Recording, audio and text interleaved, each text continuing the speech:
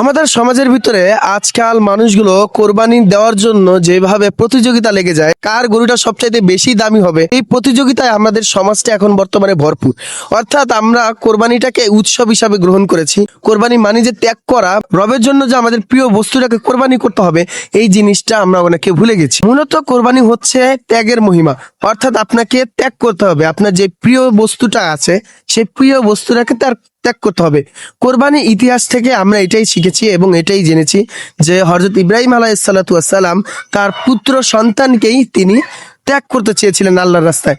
সুতরাং আপনার যখন 1 থেকে 1.5 লক্ষ টাকা কিংবা 10 লক্ষ টাকা দামের একটা কোরবানি করার জন্য একটা গরু কিনছেন, কিন্তু আপনি কি করছেন, সেই গরুটাকে আপনি গোয়াল ঘরেই রেখে দিলেন কিংবা আপনি রাখাল দিয়ে সেই গরুটাকে দেখভাল করার জন্য রেখে দিচ্ছেন, কিন্তু স্বয়ং আপনি নিজে ওই গরুটাকে দেখছেন না।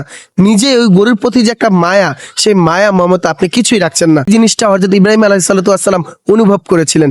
এই জিনিসটা আপনি কিভাবে অনুভব করবেন? অবশ্যই অনুভব করতে হবে যদি আপনি মায়া লাগান, অর্থাৎ প্রচুর সাথে আপনার একটা মহব্বত থাকতে হবে। যদি মহব্বত থাকে তখনই আপনি আল্লাহর রাস্তায় এবং আপনার প্রিয় বস্তুটাকে কোরবানি করতে পারবেন। কিন্তু দুঃখের বিষয় হচ্ছে যে বর্তমান সমাজের মানুষ জাকাতের ভিতরে, জাকাতের মতনের তো গুরুত্বতম একটি বিধানকে তারা মানে এমন তুচ্ছ-তাচ্ছিল্য করছে যে জাকাত ফরজ হয়েছে, কিন্তু জাকাত ফরজ হওয়ার ভিতরে মাত্র 15 থেকে 20,000 টাকা তার সম্পদ অনুযায়ী জাকাত ফরজ হয়েছে, সেটাও সে দিতে দ্বিধাবোধ করছে।